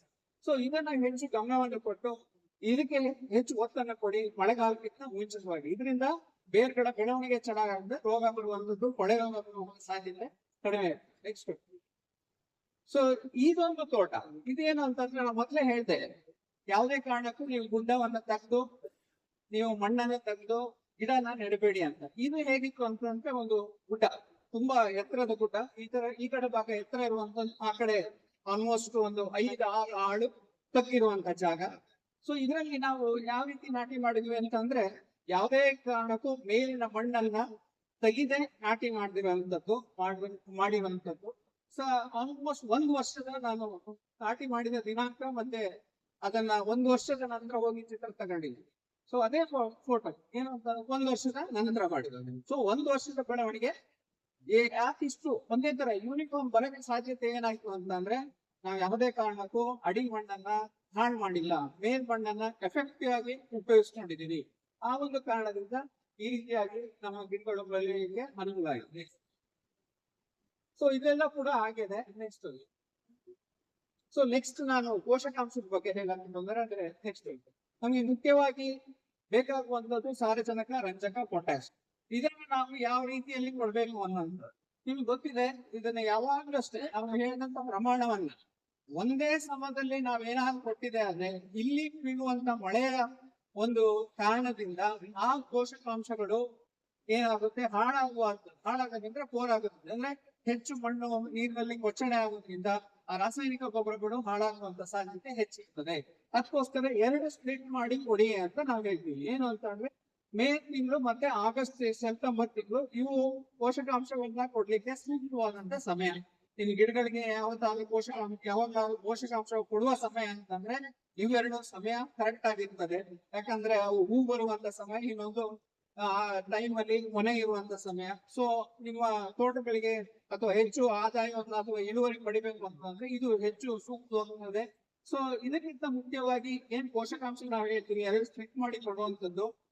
ಯಾರು ಯಥೇಚ್ಛವಾಗಿ ಕೊಟ್ಟಿಗೆ ಗೊಬ್ಬರ ಕೊಡ್ತೀರಾ, ಈಗ ಕೆಲವರಿಗೆ ಸ್ಲರಿ ನೀರು ಕೊಡುವಂತ ಅಭ್ಯಾಸ ಇರ್ತದೆ. ಸ್ಲರಿ ನೀರು ಅಂತಂದ್ರೆ 15 ದಿವಸ ಕೊಡುವಂತವ್ರು, ತಿಂಗಳಿಗೆ ಕೊಡುವಂತವ್ರು, ಈ ತರ ಹೆಚ್ಚು ಜನ ನಾವು ಕಾಣ್ತೇವೆ ಈ ಕಡೆ. ಯಾಕಂದ್ರೆ ಸ್ವಲ್ಪ ಹೈನುಗಾರಿಕೆ ಚೆನ್ನಾಗಿರೋರು ಏನ್ ಮಾಡ್ತಾರೆ ಅಂದ್ರೆ ಈ ಸ್ಲರಿ ನೀರು ಕೊಡುವಂತ ಅಂತವ್ರಿಗೆ ನಾನೇನು ಹೇಳ್ತೀನಿ ಅಂತಂದ್ರೆ, ಈ ಯೂರಿಯಾ ಅನ್ನೋ ಒಂದು ಪ್ರಮಾಣ ಇದೆಯಲ್ಲ ಅದನ್ನ ಕಂಪ್ಲೀಟ್ ಆಗಿ ನಿಲ್ಸ್ಲೂ ಕೊಡಬಹುದು. ಇಲ್ಲ ಅಂತಂದ್ರೆ ಅದನ್ನ ಕಡಿಮೆ ಮಾಡ್ಬೋದು. ಯಾಕಂತ ಅಂದ್ರೆ ಯೂರಿಯಾ ಜಾಸ್ತಿ ಆದಾಗ ಮರ ಸುಟ್ಟು ಬಿಡುದು. ಸುಟ್ಟೋದು ಅಂದ್ರೆ ನಿಮ್ಗೆ ಗೊತ್ತಿರ್ಬೋದು. ಅಡಿಕೆ ಅದನ್ನ ಹೇಗೆ ನೋಡ್ಬೋದು ಅಂತ ಅಂದ್ರೆ ಈ ಅಡಿ ಸ್ವಾಗೆ ಏನಿರುತ್ತಲ್ಲ ಅದು ತನ್ನ ಸ್ಟ್ರೆಂತ್ ಅನ್ನು ಕಳ್ಕೊಂಡು ಬಿದ್ದು ಬಿಟ್ಟಿರುತ್ತೆ. ಅದು ಏನಂತೀವಿ ಅಂತ ಅಂದ್ರೆ ಸಾರಜನಕ ಜಾಸ್ತಿ ಆದಂತ ಮರ. ಇಲ್ಲ ಆ ಅಡಿಕೆ ಮರಗಳೇನಿರುತ್ತೆ ಅದು ಬಹಳ ದಪ್ಪವಾಗಿರುವಂತದ್ದು, ಆ ಕಾಂಡ ತುಂಬಾ ಹೆಚ್ಚು ದಪ್ಪವಾಗಿ ಬಂದಿರುತ್ತೆ. ಅಂತ ಮರಗಳಿಗೆ ರೋಗ ಸಹಿಷ್ಣುತೆ ಸಮತೆ ಬಹಳ ಕಮ್ಮಿ ಇರು, ಅಂದ್ರೆ ಬೇಗ ರೋಗ ಅಟ್ಯಾಕ್ ಆಗ್ಬಿಡುತ್ತೆ. ಅದಕ್ಕೆ ಬೇಗ ಸುಳಿಕೊಡ ರೋಗ ಬರುವಂತ ಸಾಧ್ಯತೆ ಹೆಚ್ಚಿರುತ್ತೆ. ಸೊ ಇಲ್ಲಿ ಒಂದೇನ್ ಹೇಳ್ತಿದ್ರೆ, ನಾವು ಯಥೇಚ್ಛವಾಗಿ ಈ ಸ್ಲರಿ ನೀರನ್ನ ಕೊಡುವಂಥದ್ದು, ಕೊಟ್ಟಿಗೆ ಗೊಬ್ಬರವನ್ನು ಕೊಡುವಂಥದ್ದು ಮಾಡೋದ್ರಿಂದ ಈ ಸಮತೋಲನವಾದಂತ ಪೋಷಕಾಂಶವನ್ನ ಕೊಡೋದನ್ನ ತಪ್ಪಿಸ್ತಾ ಇದ್ದೇವೆ. ಒಂದೇ ಪೋಷಕಾಂಶವನ್ನ ನಾವು ಕೊಡ್ತಾ ಇದ್ದೇವೆ, ಗಿಡಗಳು ಸೊಪ್ಪಿ ಬರ್ತದೆ, ರೋಗಕ್ಕೆ ಅದು ತುತ್ತಾಗ್ತದೆ. ಸೊ ಅದಕ್ಕೋಸ್ಕರ ಈ ರಂಜಕ ಮತ್ತೆ ಪೊಟ್ಯಾಶ್ ಸರ್ ಕೂಡ ಹೇಳ್ತಾ ಇರುತ್ತೆ, ನಾವು ಸಾವಯವ ಗೊಬ್ಬರ ಕೊಟ್ಟಾಗ ಪೊಟ್ಯಾಶ್ ನ ಒಂದು ಪೋಷಕಾಂಶವನ್ನ ಅದ್ರ ಮುಖಾಂತರ ಕೊಡ್ಲಿಕ್ಕೆ ಆಗಲ್ಲ. ಪೊಟ್ಯಾಶ್ ಏನು ಅಂತ ಅಂದ್ರೆ ಒಂದು ರೋಗವನ್ನ ಸಹಿಸಿಕೊಳ್ಳುವಂತ ಕ್ಷಮತೆ ಪೊಟ್ಯಾಶ್ ಇರುತ್ತೆ. ಅದನ್ನ ರೋಗ ಬರ್ದಿರುವಂತ ತಡೆಗಟ್ಟುವಂತ ಶಕ್ತಿ ಪೊಟ್ಯಾಶ್ ಇರ್ತದೆ. ಸೊ ಅದಕ್ಕೋಸ್ಕರ ನಾವು ಪೊಟ್ಯಾಶ್ ಅನ್ನ ಮ್ಯಾನೇಜ್ಮೆಂಟ್ ಮಾಡ್ಲೇಬೇಕು. ಅದನ್ನ ಸ್ಪ್ಲಿಟ್ ಡೋಸ್ ಅಲ್ಲಿ ಆಲ್ಮೋಸ್ಟ್ 170 to 175 ಗ್ರಾಮ್ಸ್ ಒಂದ್ಸಲ ಕೊಡೋದು. ಆಲ್ಮೋಸ್ಟ್ 300 ಇಂದ 350 ಗ್ರಾಮ್ ಪೊಟ್ಯಾಶ್ ಒಂದು ಮರಕ್ಕೆ ಬೇಕಾಗ್ತದೆ. ಅದನ್ನ ಎರಡು ಸ್ಪ್ಲಿಟ್ ಮಾಡಿ ಕೊಡೋದಂದ್ರೆ 150ರಿಂದ 170 ಗ್ರಾಮ್ ಅಷ್ಟು ನೀವು ಸ್ಪ್ಲಿಟ್ ಮಾಡಿ ಕೊಡುವಂತದ್ದು ಒಳ್ಳೇದು. ಮತ್ತು ಇದೇನು ಅಂತಂದ್ರೆ ಸುಣ್ಣದ ಬಗ್ಗೆ ನಾನು ಹೇಳಲೇಬೇಕು. ಯಾಕಂತಂದ್ರೆ ನಾವು ಇಷ್ಟೆಲ್ಲ ಪೋಷಕಾಂಶ ನೀವು ಹೇಳಿದ್ರೆ ಕೊಟ್ರಿ, ಆದ್ರೆ ಮಣ್ಣು ಅದು ಹುಳಿ ಮಣ್ಣಾಗಿದ್ರೆ ನೀವೇನ್ ಇಷ್ಟು ಪೋಷಕಾಂಶ ಕೊಟ್ಟಿರ್ತೀರೋ ಅದೆಲ್ಲ ಕೂಡ ವೇಸ್ಟ್ ಆಗ್ತದೆ, ಅದು ಯಾವುದೇ ಕಾರಣಕ್ಕೂ ಉಪಯೋಗಕ್ಕೆ ಬರಲ್ಲ. ಅದಕ್ಕೋಸ್ಕರ ನಾವೇನು ಅಂತಂದ್ರೆ ಸುಣ್ಣ ಕೊಡುವಂತ ಅರ್ಧ kg ಅಷ್ಟು ಸುಣ್ಣವನ್ನ ಪೋಷಕಾಂಶ ಕೊಡುವುದಕ್ಕಿಂತ 21 ದಿವಸ, ಕನಿಷ್ಠ 15ರಿಂದ ಮ್ಯಾಕ್ಸಿಮಮ್ ಒಂದು 21 ದಿವಸ ಮುಂಚಿತವಾಗಿ ಸುಣ್ಣವನ್ನ ಕೊಡ್ಬೇಕು. ಯಾವ್ದಾದ್ರು ಒಂದು ಸಮಯದಲ್ಲಿ ಕೊಡ್ಬೋದು. ನಮಗೆ ಗೊತ್ತಿರುವ ಹಾಗೆ ಮೇ ಜೂನ್ ತಿಂಗಳಲ್ಲಿ ಕೊಟ್ಟು ಕೂಡ ಒಳ್ಳೇದು ಸುಣ್ಣವನ್ನ ಕೊಡುವಂಥದ್ದು. ಸುಣ್ಣ ಕೊಡುವಾಗ ಬುಡ ಉಳಿಸುವಂತ ಅವಶ್ಯಕತೆ ಇಲ್ಲ. ಅಡಿಕೆ ಮರದ ಸುತ್ತ ನೀವು ಸುಣ್ಣವನ್ನ ಹಾಕಿದ್ರೆ ಸಾಕು. ಆ ಮಳೆ ಇಲ್ಲ ಅಂತಂದ್ರೆ ಸ್ಪ್ರಿಂಕ್ಲರ್ ನೀರ ಅಥವಾ ಡ್ರಿಪ್ ನೀರ ನೀವು ಕೊಡಿ, ಅದು ಮಣ್ಣಿಗೆ ಇಳಿತದೆ. ತದನಂತರದಲ್ಲಿ ನೀವು ಅಡಿಕೆ ಮರಕ್ಕೆ ಪೋಷಕಾಂಶಗಳನ್ನ ಒದಗಿಸಬಹುದು. ನೆಕ್ಸ್ಟ್, ಸೊ ಇದನ್ನ ನಾನು ಏನ್ ಹೇಳ್ತೋ ಅದೇ ನೆಕ್ಸ್ಟ್. ಸೊ ನಾವು ಯಾವಾಗ್ಲೂ ಅಷ್ಟೇ ಅಡಿಕೆ ಮರ ಬಿಡಿಸೋದು ಅಂತಂದ್ರೆ ಆದಷ್ಟು ಹತ್ರ ಬಿಡಿಸ್ತೇವೆ, ಆದಷ್ಟು ದೂರದಲ್ಲಿ. ನಾವು ರಾಸಾಯನಿಕ ಗೊಬ್ಬರ ಕೊಡೋದಂದ್ರೆ ತುಂಬಾ ಹೆಚ್ಚು ಗಾತ್ರವನ್ನ ಮಾಡೋದ್ ಬೇಡ, ಬೇರನ್ನ ಡಿಸ್ಟರ್ಬ್ ಮಾಡೋದ್ ಬೇಡ. ಮೇಲಕ್ಕೆ ನಾವು ಏನು ಗೊಬ್ಬರವನ್ನ ಹಾಕಿದ್ರೆ ಸಾಕು, ಆದ್ರೆ ಮಣ್ಣನ್ನು ಮುಚ್ಚುವಂತ ಕ್ರಮ ಒಳ್ಳೇದು. ಯಾವಾಗ್ಲೂ ಅಷ್ಟೇ ರಾಸಾಯನಿಕ ಗೊಬ್ಬರ ಕೊಟ್ಟ ನಂತರ ಅದನ್ನ ಆದಷ್ಟು ಓಪನ್ ಆಗಿ ಬಿಡುವಂತದ್ದು ಒಳ್ಳೇದಲ್ಲ, ಅದನ್ನ ಮಣ್ಣನ್ನು ಮುಚ್ಚಿದ್ರೆ ಒಳ್ಳೇದಾಗ್ತದೆ. ನೆಕ್ಸ್ಟ್, ಸೊ ಈ ರೀತಿ ಸಸಿ ಗಿಡಗಳಿಗಾದ್ರೂ ಕೂಡ ಹಾಗೆ ನಾವು ಪೋಷಕಾಂಶಗಳನ್ನ ಕೊಡುವಾಗ ಆದಷ್ಟು ದೂರದಲ್ಲಿ ಕೊಡುವಂಥದ್ದು ಒಳ್ಳೆಯದು. ನೆಕ್ಸ್ಟ್, ಸೊ ಏನಾದ್ರೂ ನಮ್ಮಲ್ಲಿ ಕಾಳ್ಮೆಣ್ಸ್ ತೋಟ ಇದ್ರೆ, ಅಡಿಕೆ ಜೊತೆ ಕಾಳ್ಮೆಣ್ಸ್ ಇದ್ರೆ ನಾನು ಹೇಳ್ತಂತ ಪ್ರಮಾಣಕ್ಕೆ ಪೋಷಕಾಂಶ ನಿಜವಾಗ್ಲೂ ಸಾಕಾಗಲ್ಲ. ನಾವು ಕಾಳ್ಮೆಣ್ಸಿಗೂ ಮತ್ತೆ ಅಡಿಕೆಗೂ ಮೋಸ ಮಾಡ್ದಂಗ ಆಗುತ್ತೆ, ಯಾವ್ದೋ ಒಂದು ಬೆಳೆಗೆ ಮೋಸ ಮಾಡ್ದಂಗ ಆಗತ್ತೆ. ಸೊ ಏನ್ ಪೋಷಕಾಂಶ ಇರುತ್ತೋ ಅದು 2ರಷ್ಟು ಕೊಡುವಂಥದ್ದು ಒಳ್ಳೇದು. ಯಾಕಂತಂದ್ರೆ ಇವತ್ತು ಹೆಚ್ಚೆಚ್ಚು ರೈತರು ಕಾಳ್ಮೆಣ್ಸಿನ ಒಂದು ಇಳುವರಿ ಬಗ್ಗೆ ಹೆಚ್ಚು ಮುಖವನ್ನ ನೋಡ್ತಾ ಇದ್ದಾರೆ. ಅಂದ್ರೆ ಕಾಳ್ಮೆಣ್ಸಲ್ಲಿ ಜಾಸ್ತಿ ಅವರಿಗೆ ಇಳುವರಿಯನ್ನ ಅಪೇಕ್ಷಿಸ್ತಾ ಇದ್ದಾರೆ. ಆ ನಿಟ್ಟಿನಲ್ಲಿ ನಾವೇನ್ ಮಾಡ್ಬೇಕು ಅಂತಂದ್ರೆ ಪೋಷಕಾಂಶವನ್ನ ಸ್ವಲ್ಪ ಹೆಚ್ಚು ಕೊಡ್ಬೇಕಾಗ್ತದೆ. ಸ್ವಲ್ಪ ಅಂದ್ರೆ ಎಷ್ಟು, ಆಲ್ಮೋಸ್ಟ್ 2 ಮಟ್ಟರಷ್ಟು, 2 ಮಟ್ಟರಷ್ಟು ಕೊಡ್ಬೇಕಾಗ್ತದೆ. ನೆಕ್ಸ್ಟ್, ಸೊ ಈ ರೀತಿ ಸನ್ನಿವೇಶ ಕೂಡ ನೀವು ನೋಡಿದೀರಿ. ಕೆಳಗಡೆ ನೀವೇನ್ ಕಾಣ್ತಿದಿಲ್ಲ, ಅಡಿಕೆ ಮೇಲ್ ಬೇರಾಗೋದು. ಇದು ಯಾಕೆ ಆಗ್ತದೆ ಅಂತ ಅಂದ್ರೆ ಎಲ್ಲಿ ಅಡಿಕೆನಲ್ಲಿ ಬಸಿಗಾದ್ರೆ ಸಾಕಷ್ಟು ಇಲ್ವೋ, ಅಥವಾ ಅಡಿ ಕಲ್ಲು ಏನಾದ್ರು ಬಂತು ಅಂತ ಅಂದ್ರೆ ಕೆಳಗಡೆ ಬೇರೆ ಹೋಗ್ಲಿಕ್ಕೆ ಸಾಕಷ್ಟು ಅನುಕೂಲ ಇಲ್ದಿದ್ದಾಗ ಈ ರೀತಿ ಮೇಲ್ಬೇರು ಆಗುವಂತ ಸಾಧ್ಯತೆ ಹೆಚ್ಚಿರ್ತದೆ. ಇದನ್ನ ನಾವು ಆದಷ್ಟು ನಾವು ಮಣ್ಣು ಹಾಕೋದು, ನಮ್ಮಲ್ಲಿ ಒಂದು ಅಭ್ಯಾಸ ನೋಡಕ್ಕೆ ಮಣ್ಣು ಕೊಡೋದು ಅಂತ ಕಷ್ಟ, ಎಲ್ಲರಿಗೂ ಮಾಡ್ಲಿಕ್ಕೆ ಕಷ್ಟ ಆಗ್ತದೆ. ಇವತ್ತಿನ ಒಂದು ಸನ್ನಿವೇಶದಲ್ಲಿ ಆಗೋದಿಲ್ಲ. ಈ ರೀತಿ ನೀವು ಮಣ್ಣು ಹಾಕೋದು ಮತ್ತೆ ಬಸಿಗಾಲ್ಮೆನ ಚೆನ್ನಾಗಿ ಕೊಡುವಂಥದ್ದು. ಆದಷ್ಟು ಬೇರನ್ನ ನಾವು ಕತ್ತರಿಸದೇ ಇದ್ರೆ ಒಳ್ಳೇದು. ಬೇರ್ ಕತ್ತರಿಸುವಂತ ಒಂದು ಪ್ರಮೇಯ ಕೂಡ ಇದೆ. ನಾವು ಹೆಚ್ಚು ಹಳೆ ಬೇರನ್ನ ತೆಗೆಯುವಂತ ಹೇಳ್ತಾರೆ ಕೆಲವು. ನೀವು ರೈತರನ್ನು ತೋಟಕ್ಕೆ ಹೋದಾಗ ಹಳೆ ಬೇರ್ನೆಲ್ಲ ಕತ್ತರಿಸಿದ್ರೆ ಒಳ್ಳೇದು. ಕತ್ತರಿಸ್ಲಿಕ್ಕೆ ಹೋಗ್ಬೇಡಿ, ಕತ್ತರಿಸಿದಷ್ಟು ಈ ತರ ಮೇಲ್ ಬೇರ್ ಆಗ್ತಾ ಹೋಗ್ತದೆ. ನೀವು ಎಷ್ಟು ಡ್ಯಾಮೇಜ್ ಮಾಡ್ತೀರೋ ಅಷ್ಟು ಮೇಲ್ ಬೇರ್ಗಳು ಆಗ್ತಾ ಹೋಗ್ತದೆ. ಸೊ ಈ ರೀತಿಯಾಗಿ ಮೇಲ್ ಬೇರ್ ಆಗುವಂತ ಸನ್ನಿವೇಶ ಏನ್ ಸೂಚಿಸ್ತದೆ ಅಂತ ಅಂದ್ರೆ ಆ ಮರಕ್ಕೆ ಅಡಿ ಹೋಗುವಂತ ಸಾಧ್ಯತೆ ಕಡಿಮೆ ಇದೆ. ಆ ಮರಕ್ಕೆ ಅಡಿ ಸಾಕಷ್ಟು ಹೋಗ್ಲಿಕ್ಕೆ ಆಗ್ತಾ ಇಲ್ಲ. ಒಂದು ಹೆಚ್ಚು ನೀರಿನ ಇರ್ಬೋದು, ಅಥವಾ ಈ ಮುರಾಕಲ್ಲು ಆತರ ಬರುವಂತ ಸನ್ನಿವೇಶ ಇರ್ಬೋದು. ಸೊ ಮರ ತನ್ನನ್ನು ಉಳಿಸ್ಕೊಳ್ಳಿಕ್ಕೋಸ್ಕರ ಆ ರೀತಿಯಾಗಿ ಮೇಲ್ಬೇರ್ಗಳನ್ನ ಮಾಡ್ಕೊಳ್ತಾ ಇದೆ. ನೀವು ನೋಡಿರ್ಬೋದು ಈ ಬೇರ್ಗಳಲ್ಲಿ ಆ ಸಣ್ಣ ಏನಿದೆ ಅದರಲ್ಲಿ ಸ್ಪೋರ್ಟ್ಸ್ ಗಳಿದೆ, ಗಾಳಿ ಆಡಲಿಕ್ಕೆ ಹೆಚ್ಚು ಅವಕಾಶವನ್ನು, ಈವನ್ ಯಾವಾಗ ಅಡಿ ಬೇರುವಾಗ ನೀರಿನ ಒಂದು ಹೆಚ್ಚು ಇದ್ದಾಗ, ಮಾಯಿಶ್ಚರ್ ಜಾಸ್ತಿ ಇದ್ದಾಗ ಈ ರೀತಿ ಮೇಲ್ಬೇರಾಗುವಾಗ ಅದು ಗಾಳಿ ಆಡಲಿಕ್ಕೆ ಹೆಚ್ಚು ಅವಕಾಶಗಳು ಬೇಕಾಗ್ತದೆ. ಅದಕ್ಕೋಸ್ಕರ ಅವು ಮೇಲ್ಬೇರುಗಳನ್ನ ಈ ರೀತಿಯಾಗಿ ಬೆಳೆಸ್ಕೊಳ್ಳುವಂತ ನೋಡ್ಬೋದು. ನೆಕ್ಸ್ಟ್ ಯಾವಾಗಲೂ ಅಷ್ಟೇ ಕೊಟ್ಟಿಗೆ ಗೊಬ್ಬರ ಅನ್ನುವಂಥದ್ದು ಸಂಪೂರ್ಣವಾಗಿ ಕಳಿತಂತ ಕೊಟ್ಟಿಗೆ ಗೊಬ್ಬರವನ್ನ ಹಾಕಿ ಅಂದ್ರೆ ಬೇಯಿಸಿದ್ದು ಅಂತ ನಾವು ಹೇಳ್ಬೋದು. ಯಾಕಂದ್ರೆ ಅಕ್ಕಿಯನ್ನ ನಾವು ಸಂಪೂರ್ಣವಾಗಿ ಅನ್ನ ಆಗಿ ಮಾಡಿದಾಗ ಮಾತ್ರ ನಮ್ಗೆ ಊಟ ಮಾಡ್ಲಿಕ್ಕೆ ಆಗ್ತದೆ.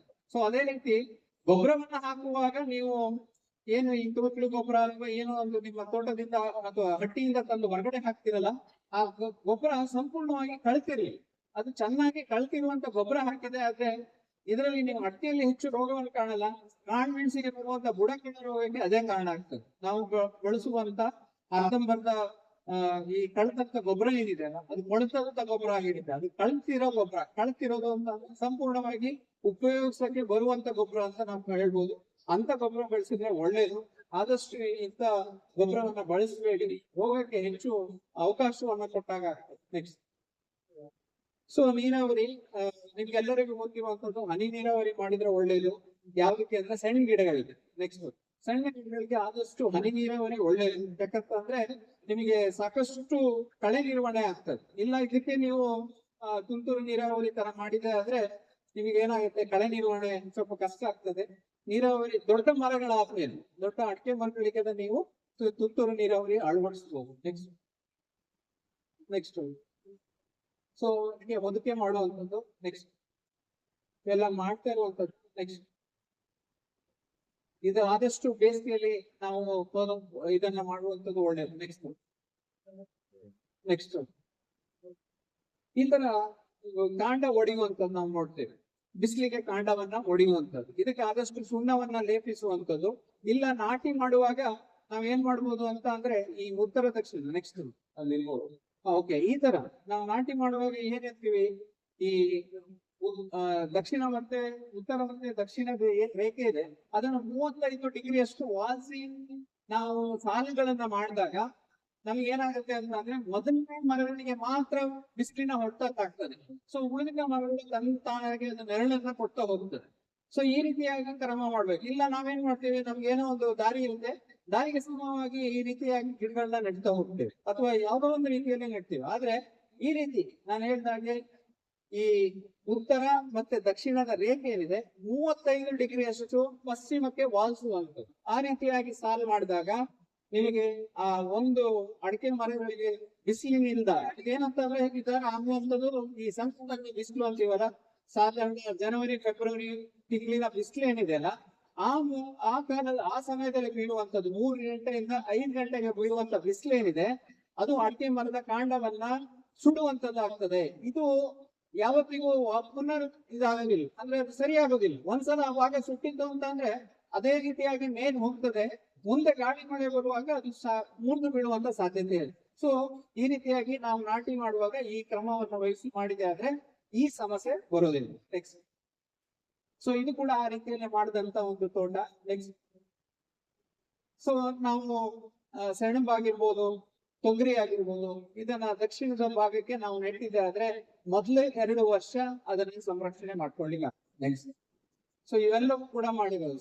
ಸೆಣಬು ಬೀಜ ನಿಮಗೆ ರೈತ ಸಂಪರ್ಕ ಕೇಂದ್ರದಲ್ಲಿ ಕಡಿಮೆ ಬೆಲೆಯಲ್ಲಿ ಸಿಗ್ತದೆ. ಸೊ ಅದನ್ನ ಏನಿಲ್ಲ, ನೀವು ಒಂದ್ಸಲ ಮಳೆಗಾಲ ಕಳೆದ ನಂತರ ಇರುವಂತ ಪಸೆಯಲ್ಲೇ ನೀವು ಒಂದು 4 ಬೀಜ ಹಾಕಿದ್ರೆ ಸಾಕು, ಅದು ಒಂದು ಗಿಡ ಅದನ್ನ ಮನೆಯಾಗಿ ಕೂಡ ಬರ್ತದೆ. ಮತ್ತೆ ಇದು ಹಸಿರೆಲೆ ಗೊಬ್ಬರ, ಇದನ್ನು ನಾವು ಮತ್ತೆ ಅದಕ್ಕೆ ಬುಡಕ್ಕೆ ಕೊಡಬಹುದು, ಅದು ನಮಗೆ ಗೊಬ್ಬರವಾಗಿ ಪರಿವರ್ತನೆ ಆಗ್ತದೆ.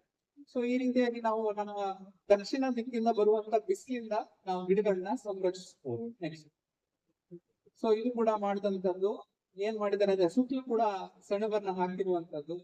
ಸೊ ನೆಕ್ಸ್ಟ್ ಸೊ ಆದಷ್ಟು ಅದು ಹೂ ಬರೋಕ್ಕಿಂತ ಮುಂಚಿತವಾಗಿ ನಾವು ಅದಕ್ಕೆ ಮಣ್ಣಿಗೆ ಸೇರಿಸಿದ್ರೆ ಒಳ್ಳೆಯದು. ಅದ್ರಲ್ಲಿ ಹೂ ಆಗ್ತದೆ. ಹೂ ಬರೋಕ್ಕಿಂತ ಮುಂಚಿತವಾಗಿ ನಾವು ಮಣ್ಣಿಗೆ ಸೇರಿಸಿದಾಗ ಅದು ಹೆಚ್ಚು ಗೊಬ್ಬರವಾಗಿ ಪರಿವರ್ತನೆ ಆಗುತ್ತೆ. ಸೊ ಬಾಳೆ ಕೂಡ ನೆಡ್ಬೋದು, ಆದ್ರೆ ಬಾಳೆಯನ್ನ 2 ವರ್ಷದೊಳಗೆ ಸೀಮಿತಗೊಳಿಸೋದು ಒಳ್ಳೇದು. 2 ವರ್ಷದ ನಂತರ ಬಾಳೆ ಬಿಡ್ಡೆ ಆದ್ರೆ ನಿಮ್ಮ ಅಡಿಕೆ ಬಹಳ ಸಣ್ಣದಾಗಿ ಮೇಲೆ ಹೋಗ್ಲಿಕ್ಕೆ ಶುರು ಆಗ್ತದೆ. ಯಾಕಂದ್ರೆ ಅಡಿಕೆಗೆ ಬಿಸಿಲು ಹೆಚ್ಚು ಬೇಕು. ನೇರ ಬಿಸಿಲು, ಮೇಲಿಂದ ಬೀಳುವಂತ ಬಿಸಿಲು ಅಡಿಕೆಗೆ ಬಹಳ ಮುಖ್ಯ. ಇದಕ್ಕೇನು ನಾವು ಸೈಡ್ ಬಿಸಿಲು ಅಂತ ಹೇಳ್ತೀವಲ್ಲ, ಅದು ಮಾತ್ರ ನಿಮಗೆ ಅಡಿಕೆಗೆ ತೊಂದರೆ ಆಗುವಂಥದ್ದು. ಅದು 4-5 ವರ್ಷದ ನಂತರ ಆದ್ರೆ ನಾವು ಹೇಳುವಂತ ನಾಟಿ ಕ್ರಮದಲ್ಲಿ ನೀವು ಮಾಡಿದ್ರೆ ಆ ಸೈಡ್ ಇಂದ ಬರುವಂತ ಬಿಸಿಲು ಕೂಡ ನಿಮಗೆ ಅವಾಯ್ಡ್ ಆಗ್ತದೆ. ನೆಕ್ಸ್ಟ್ ಸೊಗೆ ಕಟ್ಟುವಂಥದ್ದು, ನೆಕ್ಸ್ಟ್ ಸುಣ್ಣ ಹೊಡೆಯುವಂಥದ್ದು. ಇದು ಸ್ವಲ್ಪ ಸ್ಪ್ರಿಂಕ್ಲರ್ ನೀರೆಲ್ಲ ಮಾಡ್ತಾ ಇದ್ರೆ ನಿಮ್ಗೆ ಸ್ವಲ್ಪ ಕಷ್ಟ ಆಗ್ತದೆ ಊಹಿಸ್ಕೊಳ್ಳಿ. ಸೊ ಇದು ದೊಡ್ಡ ಸಮಸ್ಯೆ. ಇದು ಸಾಕಷ್ಟು ಜನರಿಗೂ ಸಮಸ್ಯೆ ಇರುವಂತದ್ದು. ಏನು ಅಂತ ಅಂದ್ರೆ ನೀವ್ ಮತ್ತೆ ಏನಂತೀರಾ ಈ ಹೂವಿಗೆ ಒಡೆಯಲಿಯ ಅಂತ ನಾವ್ ಹೇಳ್ತೀವಿ. ಸಾಕಷ್ಟು ಇದರಲ್ಲಿ ಹೇಳ್ತಾರೆ. ಇದು ಒಂದು ಏನು ಅಂತಂದ್ರೆ ಯಾರು ಈಗ ಹೋದ್ರು ಒಳ್ಳೆ ಈಗ ಆರ್ನಮೆಂಟಲ್ ಪ್ಲಾಂಟ್ ನಾವೇನು ಅಲಂಕಾರಿಕ ಬೆಳೆಯಾಗಿ ತಂದು ನೆಟ್ರು. ಈಗ ದೊಡ್ಡ ಸಮಸ್ಯೆ ಆಗಿದೆ. ಯಾರೇ ಅಡಕೆ ತೋಟದಲ್ಲಿ ನೋಡಿದ್ರು ಈ ಒಡೆಯಲಿಯ ಹೂವು ಅಥವಾ ಇನ್ನೊಂದು ಸೇವಂತಿ, ಗಂಡು ಸೇವಂತಿಗೆ ಅಂತ ಈ ಭಾಗದಲ್ಲಿ ಕರೀತೀರಾ. ಇದು ಸಾಕಷ್ಟು ಸಮಸ್ಯೆ. ಅದು ಎಲ್ಲಿ ಅಂತಂದ್ರೆ ಅದಕ್ಕೆ ನೀವು ನೀರಾವರಿ ಏನಾದ್ರು ಕೊಟ್ಟಿದ್ರೆ ಅಂದ್ರೆ ಮತ್ತೆ ಇದಾಗಿ ಇದಕ್ಕೆ ಕಳೆ ನಿರ್ವಹಣೆ ಅಂತ ಬಂದಾಗ ನೀವೇನಾದ್ರು ಇದನ್ನ ಉಪಯೋಗಿಸಿದೆ ಅಂದ್ರೆ ಯಾವ್ದು ನಿಮ್ಮ ವೀಡ್ ಕಟ್ಟರ್ ಉಪಯೋಗಿಸಿದ್ರೆ ಯಾರು ಅದನ್ನು ಉಪಯೋಗಿಸ್ತಾರೋ ಅದಕ್ಕೆ ಹೆಚ್ಚು ಸಮಸ್ಯೆನ. ಅಂದ್ರೆ ಇದ್ರದ್ದು ಒಂದು ಸಣ್ಣ ಕಣ ಎಲ್ಲಾರು ಹೋಗಿ ಬಿತ್ತು ಅಂತಂದ್ರೆ ಅಲ್ಲಿ ಮತ್ತೆ ಇನ್ನೊಂದು ಗಿಡ ಹಾಕಿ ಅದು ಪರಿವರ್ತನೆ. ಅಂದ್ರೆ ಒಂದು ಇದು ಸಣ್ಣ ಕಾಂಡದ ತುಂಡುಗಳಿಂದ ಇದು ಈ ಪ್ರೊಪಗೇಟ್ ಆಗ್ತಾ ಹೋಗ್ತದೆ. ಅಂದ್ರೆ ಅದು ಬೆಳೀತಾ ಹೋಗ್ತದೆ, ಹೊಸ ಗಿಡ ಆಗ್ತಾ ಹೋಗ್ತದೆ. ಸೊ ಆ ಒಂದು ಉದ್ದೇಶದಲ್ಲಿ ಇದರ ಒಂದು ಮ್ಯಾನೇಜ್ಮೆಂಟ್ ಬಹಳ ಕಷ್ಟ. ಇದು ನಾವೇನೋ ಒಂದು ಎಲ್ಲ ಮಾಡ್ಬಿಟ್ಟೆ ಅಂತ ಹೇಳಿ ಇನ್ನೊಂದು ಮಳೆ ಬಂತು ಒಂದು ನೀವು ಸ್ಪ್ರಿಂಕ್ಲರ್ ಹಾಕಿದ್ರೆ ಒಂದು 35-40 ದಿವಸಕ್ಕೆ ಮತ್ತೆ ನಿಮ್ಮ ತೋಟದಲ್ಲಿ ಬೆಳ್ಕೊಳ್ಳೋದು. ಒಂದು ಅಂತಂದ್ರೆ ಇದು ದನಗಳು ತಿಂತಾರೆ ಅಂತ ಹೇಳಿ ದನಗಳಿಗೆ ಹಾಕ್ತಾ ಇರುವಂತ ರೈತರುಗಳನ್ನ ನಾವು ಕೇಳಿದೀವಿ. ಆದ್ರೆ ಇದು ಸ್ವಲ್ಪ ಕಷ್ಟನೇ. ಯಾಕಂತಂದ್ರೆ ಒಂದು ಅಡಿಕೆ ಕಾಯಿ ಕೆಳಗೆ ಬಿದ್ದು ಕೂಡ ನಮ್ಗೆ ಅಡಿಕೆ ಕಷ್ಟ, ಸಾಕಷ್ಟು ಕಷ್ಟ ಆಗ್ತದೆ. ಇದನ್ನ ನಮಗೆ ಲಾಸ್ ಆಗುವಂತ ಸಾಧ್ಯತೆ. ಸೊ ನಾವು ತೋಟವನ್ನ ನೀಟಾಗಿ ಇಟ್ಕೋಬೇಕು ಅಂತಂದ್ರೆ ಆದಷ್ಟು ಈ ವೀಡರ್ ಹೊಡೆಯುವಂತ ಪವರ್ ವೀಡರ್ ಹೊಡೆಯುವಂತ ಸಲಹೆ ಮಾಡಲ್ಲ. ಅದು ಕೆಲವರು ಮಾಡ್ತಾ ಇದ್ದಾರೆ. ಅಂದ್ರೆ ಅದು ಹೆಚ್ಚು ಇದನ್ನ ತಗೊಳುತ್ತೆ, ಅಂದ್ರೆ ಹೆಚ್ಚು ಹಣವನ್ನು ತಗೊಳುತ್ತೆ. ನೆಕ್ಸ್ಟ್ ನಾವು ಕೆಮಿಕಲ್ ಏನ್ ಹೇಳೋದಂತಂದ್ರೆ ಈ ಗ್ಲೈಫಾಸೇಟ್ ಗೊತ್ತಿರ್ಬೋದು. ಇದರ ಬಗ್ಗೆ ಸಾಕಷ್ಟು ಜನಗಳಿಗೆ ಅಭಿಪ್ರಾಯ ಇಲ್ಲ. ಅಂದ್ರೆ ಇದು ನಮ್ಗೆ ವಿಡಿಸೈಡ್ ಹೊಡೆಯೋದ್ರ ಬಗ್ಗೆ ಸಾಕಷ್ಟು ಜನಗಳಿಗೆ ಒಳ್ಳೆ ಅಭಿಪ್ರಾಯ ಇಲ್ಲ. ಆದ್ರೆ ಒಂದು ಟೈಮಿಗೆ ಇದನ್ನ ಮ್ಯಾನೇಜ್ಮೆಂಟ್ ಮಾಡೋದು ಒಳ್ಳೇದು. ಈ ರೀತಿ ಮಾಡಿದಾಗ ಗ್ಲೈಫಾಸ್ಫೇಟ್ ಮತ್ತೆ ನಿಮಗೆ ಈ 2,4-D ಸೋಡಿಯಂ ಸಾಲ್ಟ್ ಎರಡನ್ನ ಮಿಕ್ಸ್ ಮಾಡಿ ಹೊಡೆಯುವಂಥದ್ದು. ಈ ಗ್ಲೈಫಾಸ್ಫೇಟ್ ಸಾಧಾರಣ ನಿಮ್ಮ ಹುಲ್ಲಿನ ಗಿಡಗಳಿಗೆ ಆಗ್ತದೆ, ಆದ್ರೆ ಈ 2,4-D ಅನ್ನೋದು ಅಗಲ ಎಲೆ ಇರುವಂತ ಗಿಡಗಳಿಗೆ ಆಗ್ತದೆ. ಇದರ ಒಂದು ನಿರ್ವಹಣೆ ಎರಡನ್ನ ಸೇರಿಸಿ ಮಾಡಬಹುದು. ಒಂದು ಏನು ಅಂತ ಅಂದ್ರೆ ಹೂ ಬರುವುದಕ್ಕಿಂತ ಮುಂಚಿತವಾಗಿ ಹೊಡಿಬೇಕು. ಇನ್ನೊಂದು ಏನು ಅಂತ ಅಂದ್ರೆ ನಮ್ಮ ಒಂದು ಮಣ್ಣಿನಲ್ಲಿ ಪಸೆ ಇರ್ಬೇಕು, ನೀರಿನ ಅಂಶ ಇರ್ಬೇಕು. ತೇವಾಂಶ ಇದ್ದಾಗ ಮಾತ್ರ ಈ ಒಂದು ಸಿಸ್ಟಮಿಕ್ ವಿಡಿಸೈಡ್ಗಳು ಆಕ್ಟಿವ್ ಆಗಿ ಕೆಲಸ ಮಾಡ್ಲಿಕ್ಕೆ ಅನುಕೂಲ ಆಗ್ತದೆ. ಸೊ ಇದನ್ನ ಮಾಡಿ ಇದನ್ನ ಪದೇ ಪದೇ ಬಳಸಬೇಡಿ, ಪದೇ ಬಳಸಬೇಡಿ. ಒನ್ ಟೈಮ್ ನಿಮ್ಗೆ ಅಡಿಕೆ ಕೊಯ್ಲಿರೋ ಟೈಮ್ ಅಲ್ಲಿ ಒಂದು ಸಲ ಬಳಸಿ ಇದನ್ನ ನಿರ್ವಹಣೆ ಮಾಡಿ. ಮತ್ತೊಂದು ಇನ್ನೊಂದು ಏನಂತ ಅಂದ್ರೆ ಎಲ್ಲರೂ ಒಂದೇ ಸ್ಥಳದಲ್ಲಿ, ಈಗ ನಮ್ಮ ತೋಟದಲ್ಲಿ ಜನರದ್ದು ಪಕ್ಕ ತೋಟ ನೀವು ಒಳ್ಳೆ ಮ್ಯಾನೇಜ್ಮೆಂಟ್ ಮಾಡ್ತೀರಾ, ಪಕ್ಕ ಮಾಡ್ಲಿಲ್ಲ ಅಂದ್ರೆ ಅಲ್ಲಿಂದ ಬರೋ ಸಾಧ್ಯತೆ ಹೆಚ್ಚಿರ್ತದೆ. ಎಲ್ಲರೂ ಒಂದೇ ಸಲ ಮಾಡಿದ್ರೆ ಆದ್ರೆ ಒಂದು ಸಲ ಇದನ್ನ ನಿಮ್ಮಿಂದ ಎಲ್ಲರೂ ಸೇರಿ ಕಮ್ಯುನಿಟಿ ವೈಸ್ ನೀವೆಲ್ಲ ಮನಸ್ಸು ಮಾಡಿ ಕಲ್ತ್ರೆ ಆದ್ರೆ ಇದು ಹೋಗುವ ಸಾಧ್ಯತೆ ಕೂಡ ಇರ್ತದೆ. ನೆಕ್ಸ್ಟ್ ಸೊ ಇದ್ರ ಬಗ್ಗೆ ಹೇಳಿದ್ದಾರೆ. ಕಾಯಿ ಉದುರುವಿಕೆಗೆ ಒಂದು ಬೋರಾನ್ ಕೊರತೆ ಕೂಡ ಆಗ್ತದೆ, ಪೊಟ್ಯಾಶ್ ಕೊರತೆ ಕೂಡ ಒಂದು ಆಗ್ತದೆ. ಸೊ ಅದನ್ನ ಮ್ಯಾನೇಜ್ಮೆಂಟ್ ನಾ ಹೇಳಿದಾಗ ಬೋರಾನ್ ಅಂದ್ರೆ ಒಂದು ಗಿಡಕ್ಕೆ 25 ಗ್ರಾಮ್ ಇಂದ 30 ಗ್ರಾಮ್ ಅಷ್ಟೇ, ಅದಕ್ಕಿಂತ ಹೆಚ್ಚು ಬೇಕಾಗಲ್ಲ. ಆ ಒಂದು ಬೋರಾನ್ ಅವಶ್ಯಕತೆ ಕೂಡ ಈ ಅಡಿಕೆ ಗಿಡಕ್ಕೆ ಹೆಚ್ಚಿರುವಂತದ್ದು ಕೂಡ ವಿನಾಯಕ್ ಹೆಗ್ಡೆ ಸರ್ ಅವರು ಹೇಳಿದ್ದಾರೆ. ಸೊ ಅದನ್ನ ನಾವು ಬಳಸುವಂತದ್ದು. ನೆಕ್ಸ್ಟ್ ಇದು ಕ್ರಾಸ್ ನೋಡ್, ಇದು ಕೂಡ ಒಂದು ಸಮಸ್ಯೆ, ಡಿಸಾರ್ಡರ್ ಆಗಿ ಕಾಣುವಂತದ್ದು. ಆದಷ್ಟು 10, 12, 15 ವರ್ಷದಿರುವಂತ ತೋಟಗಳು ಈ ತರ ಆಗಿ ತಿರುಚಿ ಆಗ್ತದೆ. ತದನಂತರದಲ್ಲಿ ಏನಾಗ್ತದೆ, ಇಡೀ ಅಡಿಕೆ ಭಾಗದ ಸತ್ತು ಹೋಗುವಂತೆ, ಹುಳಿನೇ ಸತ್ತು ಹೋಗುವಂತದ್ದು ನೋಡ್ತೇವೆ. ಸೊ ಇದು ಕೂಡ ಒಂದು ಬೋರಾನ್ನ ಕೊರತೆ ಕೂಡ ಒಂದು ಕಾರಣ ಆಗ್ತದೆ. ಸೊ ಇದಕ್ಕೂ ಕೂಡ ನಾವು ಪೋಷಕಾಂಶ, ಈ ಸಮಗ್ರ ಪೋಷಕಾಂಶದಲ್ಲಿ ಸಮತೋಲನವಾಗಿ ಎಲ್ಲ ಕೂಡ ಕೊಡುವಂಥದ್ದು, ಸಮತೋಲನ ಪೋಷಕಾಂಶಗಳನ್ನ ನೀಡುವಂಥದ್ದು, ಕೊಡುಗೆ ಗೊಬ್ಬರವನ್ನ ನೀಡುವಂಥದ್ದು. ಮತ್ತೆ ಆದಷ್ಟು ಇಂಥ ಒಂದು ಗಿಡಗಳಿಗೆ ನೀವು ಸುಳಿಗೆ ಬೋರ್ಡೋ ದ್ರಾವಣವನ್ನ ತುದಿಯಿಂದ ಬಿಡುವಂಥದ್ದು, ಸುಳಿಯೊಳಗೆ ಬೋರ್ಡೋ ದ್ರಾವಣವನ್ನ ಹಾಕುವಂಥದ್ದು. ಈ ರೀತಿ ಮಾಡಿದಾಗ ಇದನ್ನ ನೀವು ನಿರ್ವಹಣೆ ಮಾಡ್ಲಿಕ್ಕೆ ನೆಕ್ಸ್ಟ್. ಸೊ ಇಷ್ಟು ನಾನು ಬಹಳ ಸಂಕ್ಷಿಪ್ತವಾಗಿ, ಇನ್ನೂ ಹೆಚ್ಚು ವಿಷಯಗಳು ಕೂಡ ಇದಾವೆ. ನಾನು ಹೆಚ್ಚು ಸಮಯ ತಗೊಳ್ಬಾರ್ದು ಅಂತ ಸಂಕ್ಷಿಪ್ತವಾಗಿ 20-25 ನಿಮಿಷದಲ್ಲಿ ಮುಗಿಸಿದ್ದೇನೆ. ಪ್ರಶ್ನೆಗಳಿದ್ರೆ ನಮ್ಮ ರೇವಣ್ಣ ಸರ್ ಅವರು ಮಾತನಾಡಿದಂತ ಕೊನೆಯಲ್ಲಿ ಕೇಳ್ಬೋದು ಅಂತ ಹೇಳ್ತಾ ನಿಮ್ಮೆಲ್ಲರಿಗೂ ಒಂದಿಸಿ ನಾನು ಮಾತನಾಡ್ತೀನಿ.